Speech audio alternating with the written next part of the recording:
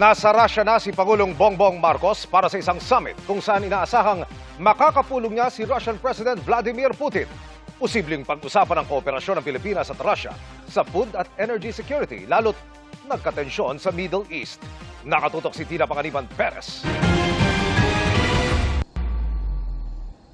Pagkalapag pa lang ni Pangulong Bongbong Marcos bago mag-alas 8 ng umaga, oras dito sa Kazan, may literal na patikim na sa kanya ng kultura ng Republic of Tatarstan na sakop ng Russian Federation. Binigyan siya ng chak-chak na traditional sweet ng Republika ng mismong pinuno nito, bukod pa sa bread and salt. Narito ang Pangulo sa kabisera ng Tatarstan bilang co-chair ng Association of Southeast Asian Nations o ASEAN-Russia Commemorative Summit kasama ni Russian President Vladimir Putin. Pilipinas kasi ang chair ng ASEAN ngayong 2026. Sa summit ay ire-review ng ASEAN at Russia ang itinakbo ng 35 taon itong relasyon at kung paano pa pagtitibayin ito sa larangan ng energy at food security, trade and investment at iba pa.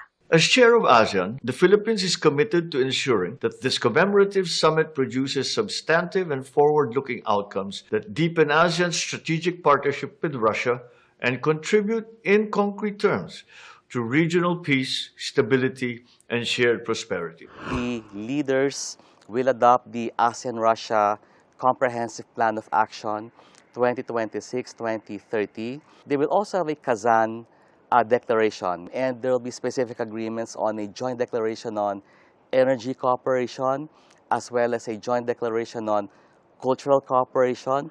Mamaya nakatakda rin magpulong sina Pangulong Marcos at President Putin tungkol sa 50 taong diplomatic relations ng Pilipinas at Russia, pati na rin sa posibleng pagpapaigting ng kooperasyon sa food security at energy security, lalo pat apektado ang Pilipinas sa giyera sa Middle East.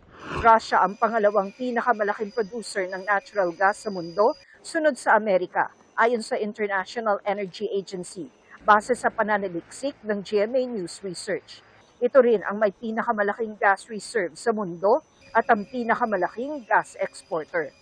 Hindi masabi ng DFA kung pag-uusapan sa summit ang Russia-Ukraine war, pero siguradong walang ilalabas na outcome document tungkol dito. Tina Panganiban Perez, Nakatutok, 24 Oras.